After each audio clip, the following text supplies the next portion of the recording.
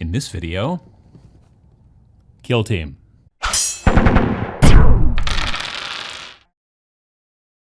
All right, so I am filming this on the 6th of July, and you're not going to see this until at least the 20th, 21st of July, because that's just the way it works.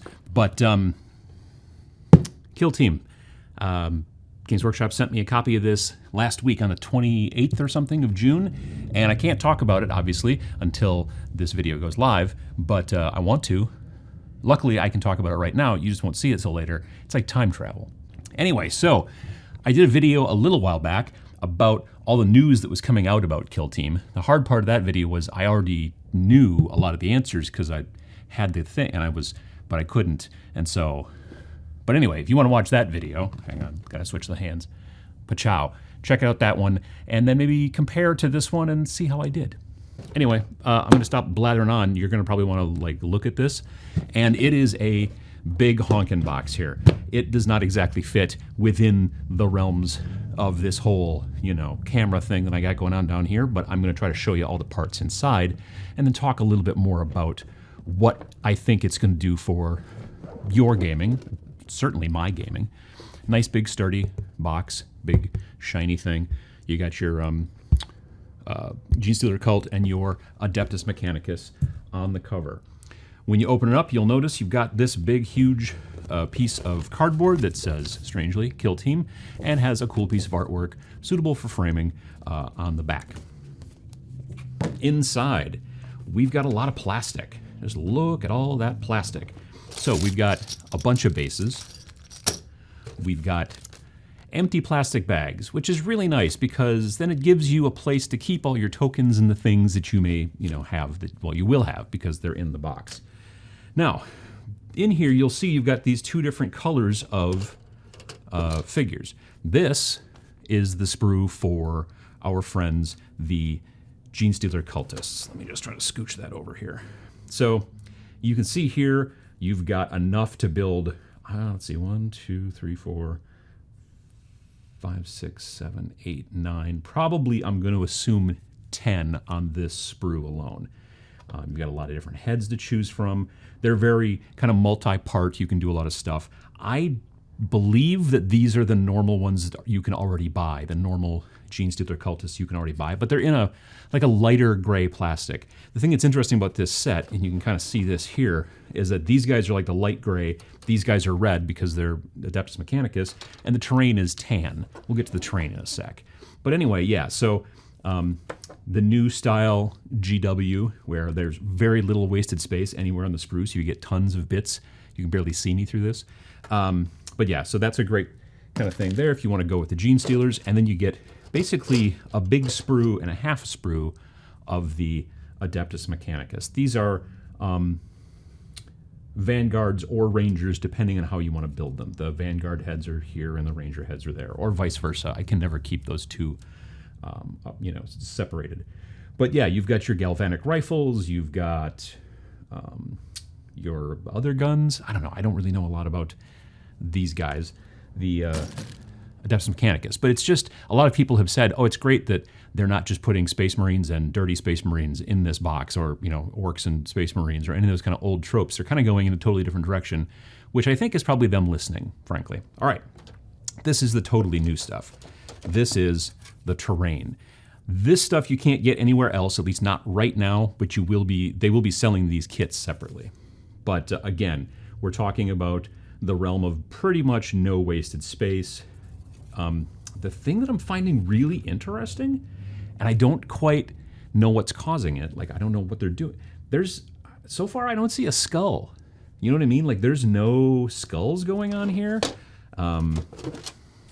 This is the same one, and it looks like this is the same one. So you definitely get 3 of this same sprue over and over again.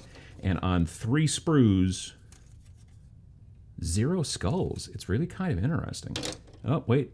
Nope, that might be a skull there. No, I think right there, that guy right there, that guy, I think that's a skull. All right, so very few skulls in comparison to the old terrain. Let me see, what else have we got here? Then we've got 2 of these sprues. These have kind of big floor sections. You can see that here. You've got these big floor sections. And, oh, now here's the skulls. All right. Now we're getting into some fancy shenanigans here, and you get a lot of skulls on this. I don't know what is that. I'm going to say portcullis, and I know that's completely wrong. Is it, I don't know, a buttress? Maybe. Anyway, it's fancy looking, and there's a lot of skulls on it. Oh, and Imperial Eagle as well. So you got some of that there. And then we've got two of this piece. These are identical. Very tall window, long, slender window sprues. And we've got a lot of sprues. Okay, so the whole thing about there not being any skulls on there, I totally take it back. The first sprues that I pulled out had basically no skulls. We got skulls. It's fine. We're good. Again, really cool Imperial Eagle up here. Lots of skulls. Like this, stacks of skulls and the little thingies like this, that harkens back to a lot of the older terrain that they've done in the past. And then this last piece there's only one of, and it is some columns, some more skulls, some more eagles. Ooh, Imperator Invictus, it says up here. So that's fun. Columns, more shenanigans. I can't wait to put this particular stuff together. This is going to be great, great material, I think. I'm looking forward to painting it. The thing is that in the pictures that they've been showing, and obviously here in the plastic, they've been showing it this sort of tan color. And I don't know if I want it to kind of stick with that same sort of tan color, or if I want to go with regular kind of more grayish stuff like a lot of my other 40K terrain is. I'm not sure yet, but I'll be figuring it out very soon. All right, so I'm going to stack this over here precariously. And then we get into another one of those cardboard things that says Kill Team on one side and has suitable for framing on the other. And now we get into the rest of the meat of the box. So we've got the instruction manual. This instruction manual is what you can also buy separately if you don't buy the big honkin' box. Like if you've already got enough terrain and you don't want any of the armies or whatever, that's fine. You can just buy this manual. This manual has got everything that you need to play Kill Team in it, which is how this is very different than the old Kill Team. The old Kill Team games, though great, always required that you already had the 40K manual and a codex, for at least one codex for your army. With this, not only does it have the rules in here, but then it's also got all the lists for everything that you need. So here's your Adeptus Mechanicus. Let me slide that box out of the way. So here's a section about Adeptus Mechanicus. You've got some fluff. You've got some kind of background kind of fluff so that you can randomly roll to find out that your guys are trying to recover a holy prize and they're campaign veterans and they mindlessly devout motorcycles. Anyway, you can get into stuff here where it tells you about naming. You can kind of, and then here we get into the things you can spend your command points on, your special doctrines or whatever you want to call them. And then you get into the actual information, the data slates, data cards, whatever you want to call them, for the Rangers, Vanguards, Ruststalkers, Infiltrators. That's all you can take out of the Adeptus Mechanicus. And they've got them for Grey Knights, they've got them for Space Marines. You can get into Harlequins, and there's the Tau, Orcs, everything that you're looking for. Necrons, they're all pretty much in the book, so if you don't need all this other stuff, you can just buy this book separately. This is a great book, which I'm going to put on the floor. All right, so what else comes in the box? Well, we've got a deck of cards that has a bunch of stuff on it. So Gene Stealer Cults, these are basically the tactic cards that you spend your command points on. You've got them in the book, but if you want the cards, you've got the cards. I'm assuming that they will probably sell a bunch of card sets separately. They'd like to do that in 40K and in Age of Sigmar, frankly. But yeah, you've got one for the Gene Stealers. This one is probably standard and then probably also has the Adeptus Mechanicus ones as well. And then you've got these big cards here. And the big cards are designed basically to have all the stats and information and things like that on here so you don't have to go back to the book. Again, these are not a requirement. You've got the information in the book. You can kind of go from there. We've got some dice. And what's interesting is we've got 6-siders, but we've also got 10-siders. So I think that's, I should probably get them in the frame. The 6-siders and 10-siders is kind of an interesting thing. And it's good to see them starting to branch out into other types of dice. You've got yourself a clear Flexi, you can't quite hear that, but Flexi ruler. You've got a big section here of tokens. They're very shiny. in their shrink wrap. You can punch out a bunch of different tokens for all the different types of things that are going on in the game, different conditions. You've got a big, huge section of instructions, and these instructions tell you how to build your terrain, how to build your different units. So you've got all that information. It's in full color. It's very easy to understand and follow. The reason that they're done in the different colors like this, the plastics, is because they're probably taking into consideration that a bunch of people are probably going to buy these, put them together, and probably never paint them, or maybe not paint them for a long time. They're making this as easy as possible that you can start off and go, okay, cool. So how does this work again? And then just sort of, like as a starter person, you can definitely go along and build up, but you don't have to be a hobbyist necessarily. If you want to become a hobbyist, I'm a big fan of becoming a hobbyist, as you guys know. And, but when you kind of make it forced, when all the pieces are all the same color, people are like, well, I got to paint them if I want to play them. Now they're in different colors. You don't have to paint them if you don't want to play them, or don't have to paint them if you want to play with them. We've also got these two little pamphlets. One's called Devoted Sons with the Neophyte Hybrids Kill Team, and the other one is called Gamma Zool 880, and they're basically just kind of like little sections of fluff. There's an introduction, and they're just explaining, and again, I think this is targeting towards the people who are getting into Kill Team that don't know anything about 40K. These basically explain what the Adeptus Mechanicus is and what the Genestealer cultists are. So it's a little booklet for each that just sort of says, look, like if you wanted to play with somebody, you could be like, okay, pick a team. You're like, oh, I like the red guys. Okay, cool. Here's the instructions, or not the instructions, but here's a little bit of background about what the red guys are. Why don't you read that? I gotta say, it makes a lot of sense. One of the reasons I got into Games Workshop stuff in the first place, and I've told this story before, is because I had a friend who had Space Hulk, and he taught me how to play Space Hulk, but while we were playing Space Hulk, I would flip through the instructions and see all the stuff in there about the Emperor and the Space Marines and the Terminators and the Genestealers, and because there was fluff in that original like first edition book too, and it got me interested in that kind of stuff, and well, here we are, for better or for worse. Even more explanation, we've got a Begin Here card that tells you pretty much, this is all in the wrong spot, tells you pretty much, whoops, everything that you need to know so that you can find out kind of how to go and where to come from, and explaining step by step, like which sections to read first and then read next and how to do things and all that jazz. Then lastly, we get into the board. Now, the one thing that's very different about Kill Team is that it can be played, and they kind of suggest it be played on this 22 by 30 inch board. And there's different stuff on each side. I'm actually going to open it real quick so we can take a look at it. You just wait there. Okay, so that didn't take forever. All right, so you've got this board, and it is two pieces. Oh, it folds that way, does it? Oh, okay. So it folds out like this, and then oh, okay. All right, sure. Why not? Yeah. All right, so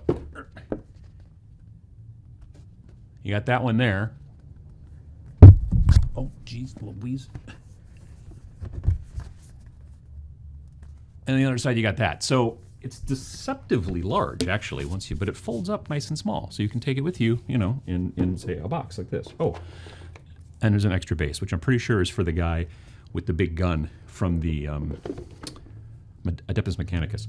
So anyway, this is all the stuff that's here in the box. It's a nice dense box. It's got a lot going on, and it gives you pretty much everything that you're going to need, minus glues and paints and things like that, to get playing Kill Team.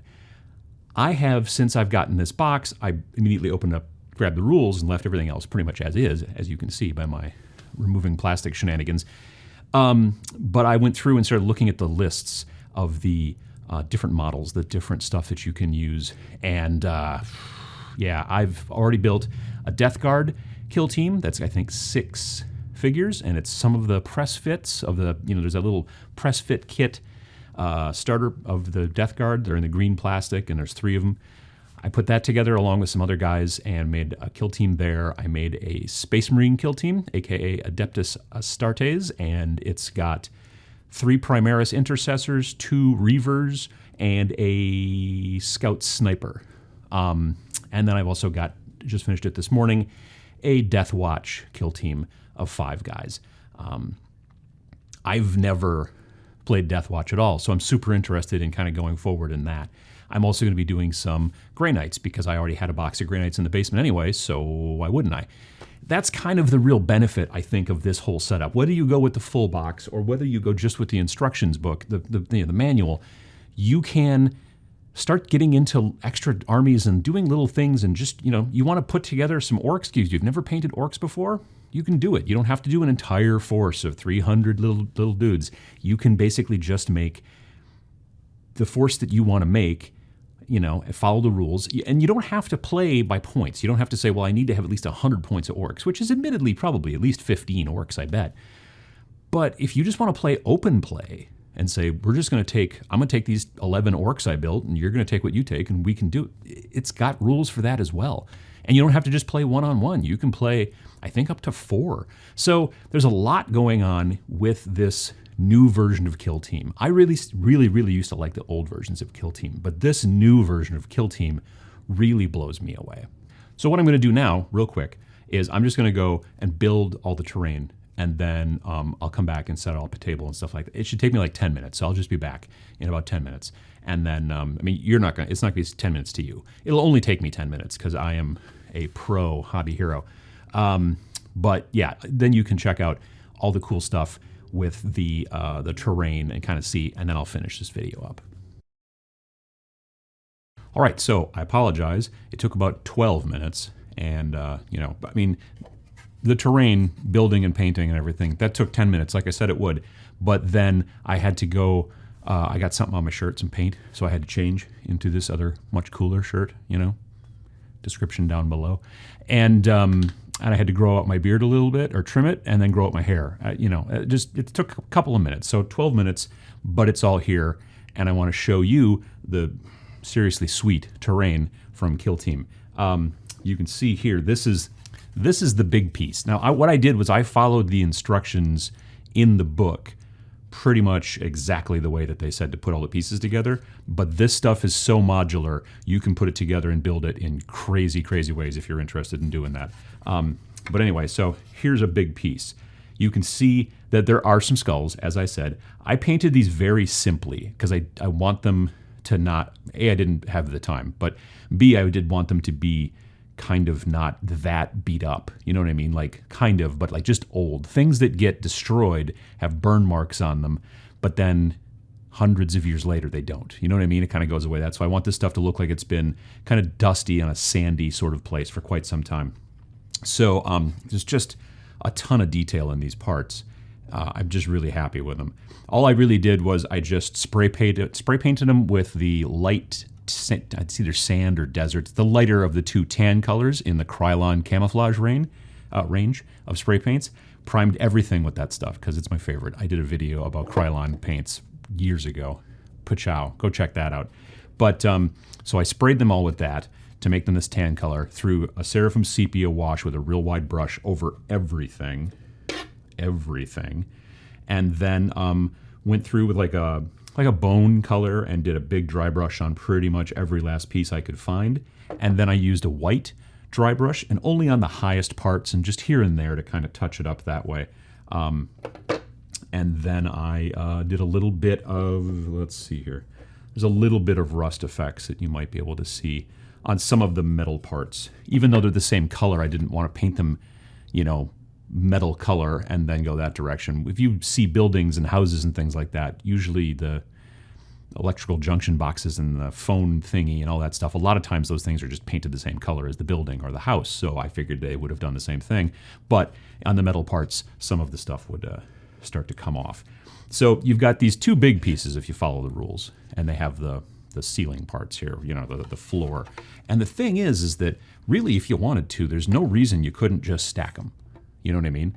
Like, if you build them and you don't use these broken column parts, you can get real fancy. But even with this, I can stack this there and it kind of locks. I mean, it doesn't lock. I wouldn't flip it upside down, but that's easily playable. You could easily work on something like that. On the other hand, if I wanted to, I could also throw like a small corner like this up on there. And that would also look pretty swell and give you a little extra cover. So whether you build them modularly or whether you just, whether you follow the rules, you can still stack them and change them around a little bit. Or if after these, after the Kill Team box set comes out, if you buy more of this terrain, because they're going to be selling this in a bunch of different kits, you could start building all kinds of crazy stuff with it. This stuff fits pretty nicely on the table. You can see here on the 22 by 30 what it looks like. It doesn't completely choke it with stuff, but it does fill up the table pretty nicely. If you're going to start going larger, like you want to go into like a 3 foot by 3 foot, you want to start going into even a bigger table than that, then you're probably going to need some more terrain. Even with the 22 by 30 that comes in the Kill Team starter box and this amount of terrain, I'm still going to throw in some scatter terrain and stuff like that, because that's what I like to do. So, and I think that it's going to just make it a little bit nicer, make it a little bit more interesting, because cover's very important in Kill Team. I'm super happy with all of this terrain, and I'm really looking forward to actually picking up some more once it releases on the 28th. But yeah, this stuff is just really, really well done. It goes together like a dream. Some of the older GW plastic kits used to not go together as nicely sometimes as you might like, but these new ones, like, they're so easy to put together at right angles and do everything, and they just snap together quite nicely. I mean, you got to glue them, but it's not like I'm going to kind of glue these two parts together and I think they're going to stick and I'm going to have to clamp them a lot. I didn't have to clamp a single piece of any of this. It just went together.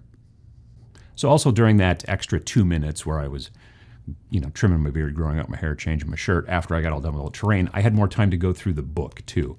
And man, I've built some lists that I've been really kind of jazzed about from a hobby aspect. I, again, am not a competitive person, so I'm not the person you should be coming to say, hey, what's the best list to build in Chaos Space Marines? Because I'm not going to be able to tell you that. But I will be able to tell you that I've had a ton of fun just trying to figure out all the different lists that I'm going through. If you've been watching any of the coverage that Games Workshop's been putting on the Warhammer community site, where they've been showing the faction focus, you've been kind of paying attention. If you've been paying attention, that you understand like what kind of, not limitations, but what the parameters are of what units from each army are going to be allowed in Kill Team. So you've got, currently I've got a list built for Astra Militarum, aka the Imperial Guard, or the IMPG, and I've got a list built for Death Watch, I've got a list built for Space Marines, I've got a list built for Death Guard, and I'm probably going to build one for Necrons too, because I have a bunch of warriors that are painted, but I need to paint some Immortals. Again, the book is amazing. Like, there's tons and tons of artwork and information about all the things that you're going to need. Everything, again, let me be perfectly, upfront. Everything you need is in this book. As far as the rules, as far as data slates, data sheets, whatever you want to call them, lists, points, everything's in here. So if you want to just buy this book and you don't want to get all the cool fancy terrain, because you've already got tons of terrain that you've had for years, and you've got tons of models you've had for years, if you just want to buy the book, you can do that and start playing skirmish games in the 41st millennium. I really am enjoying the rules, the way that they are kind of, like in the movement phase, you still have to have whoever has initiative. You roll 2d6 instead of d6, and then you find out who has initiative.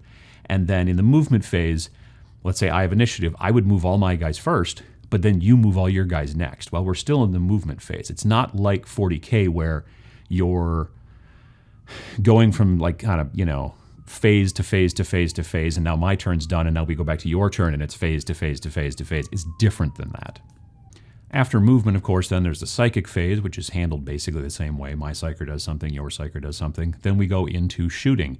And in shooting, it's not all my guys shoot and then all your guys shoot. It's I get to pick a guy who is ready, or at the ready, or readied. And what that means is they didn't move last turn. And then if I've got any guys who didn't move last turn, then they get to shoot. My guy gets to shoot first. And then if you have anybody who hasn't moved last turn, then your person gets to shoot. And then we alternate until we're out of readied people, and then we move into the regular people. And again, it goes back and forth, kind of like combat does in Age of Sigmar now, where if it's my turn, I get to attack first with someone who charged, and then you get to attack with someone who charged, and we go back and forth that way. It's along those same lines. It's interesting to watch Games Workshop kind of pull things from the other games as they've been kind of going along, as you can see the design philosophy shift a little bit. After shooting, then we go into the fight phase, which again is a bit back and forth with people who charged. And then we go into morale, and there's like nerve tests and things like that, which are a little indicative of kind of the way it was in Shadow War. And they don't talk about bottling or anything like that, but they do talk about, like when half of your list, then you got to check for, nerve and all that kind of stuff.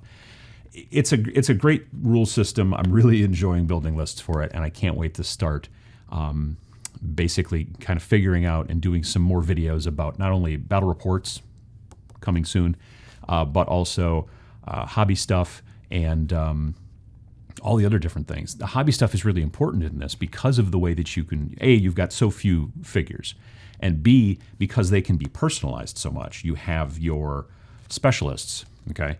So you've got heavy specialist, medic specialist, leader specialist, combat specialist, every last veteran, zealot, all kinds of different, more specialists, in my opinion, I think, than they used to have in a regular kill team. And they have these trees where when you start out level 1, if you're playing a campaign game, you get this bonus, but once you get through to the second game in the campaign, then you go to the next level, and then you have to choose one or the other. If you've been watching the stuff over at Warhammer community website, you've seen these things, but it really adds something, I think, to the game, because not only does it give you cool modeling ideas for your combat guy to look different and things like that if you want to go that direction, but also strategically, in the old kill team, it was just usually you had this extra bonus because you were the such and such specialist. But now, every time you play a campaign, let's say, you can go different directions with the tree and decide you're going to use this skill this time or that skill this time or something that you haven't tried before, which I think is really cool. I think there's a lot of depth to this.